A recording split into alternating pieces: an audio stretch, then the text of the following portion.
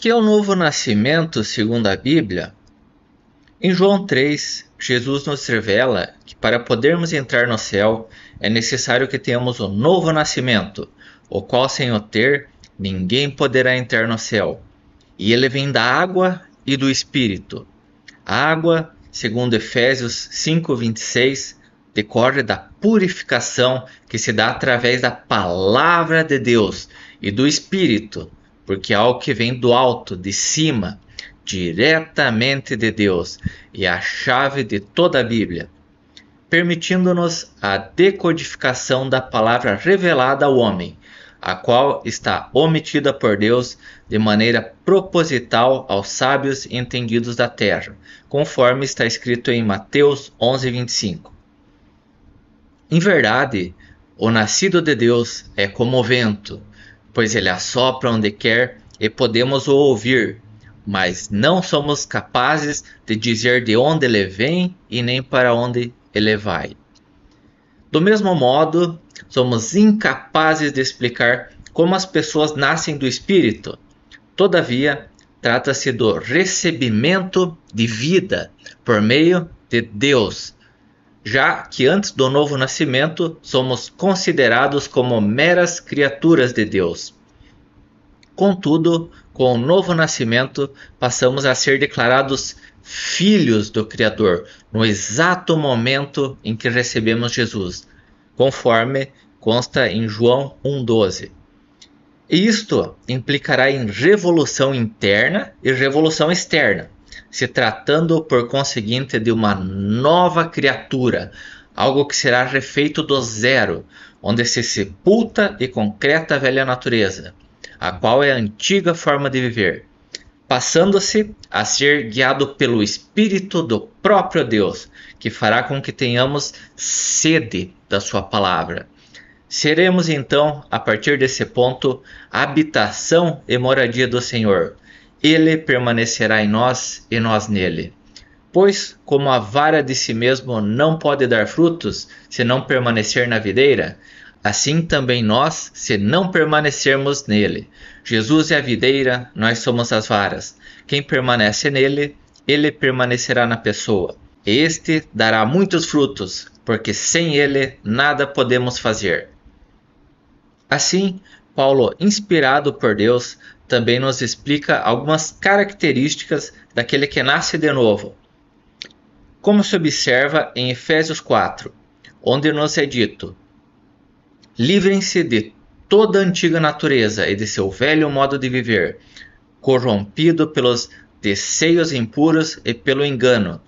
Deixem que o Espírito renove seus pensamentos e atitudes e revistam-se de toda nova natureza, criada para ser verdadeiramente justa e santa como Deus o é. Portanto, abandonem a mentira e digam a verdade a seu próximo, pois somos todos partes do mesmo corpo, e não pequem ao permitir que a ira os controle. Acalmem a ira antes que o sol se ponha, pois ela cria oportunidades para o diabo. Quem é ladrão, pare de roubar. Em vez disso, use as mãos para trabalhar com empenho e honestidade, e assim ajudar generosamente os necessitados. Evitem o linguajar sujo e insultante, que todas as suas palavras sejam boas e úteis, a fim de dar ânimo àqueles que as ouvem. E não entristeçam o Espírito Santo de Deus, o selo que ele colocou sobre vocês para o dia em que nos resgatará como sua propriedade. Livrem-se de toda amargura, de toda raiva, de toda ira, das palavras ásperas e da calúnia, e de todo tipo de maldade.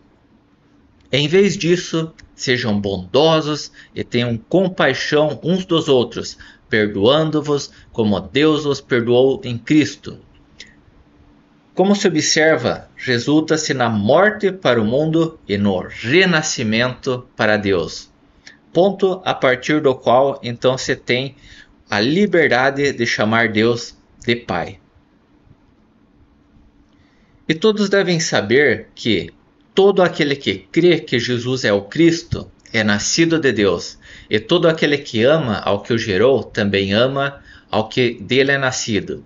E aquele que vive habitualmente no pecado, também vive na rebeldia, pois o pecado é rebeldia. E bem sabeis que ele se manifestou para tirar os pecados, e nele não há pecado. Todo o que permanece nele não vive pecando. Todo o que vive pecando não o viu e nem o conhece. Assim, sabemos que todo aquele que é nascido de Deus não peca, já que Jesus pagou todos os seus pecados na cruz. Mas o que de Deus é gerado conserva-se a si mesmo, e o maligno não lhe toca. E verificamos que já passamos da morte para a vida, quando amamos os nossos irmãos. Quem não ama permanece em morte. De modo que sabemos que ele é justo, e nos é revelado que todo aquele que pratica a justiça é nascido dele. Pois fostes regenerado, não de semente corruptível, mas da incorruptível pela palavra de Deus.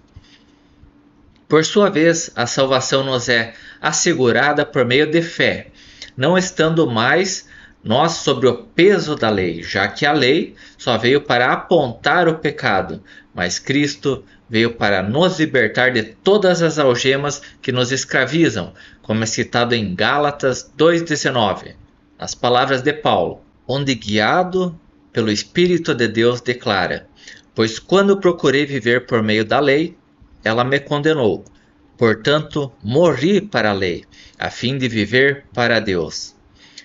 Fui crucificado com Cristo, assim já não sou eu quem vive, mas Cristo vive em mim. Portanto, vivo nesse corpo terreno pela fé no Filho de Deus, que me amou e se entregou por mim.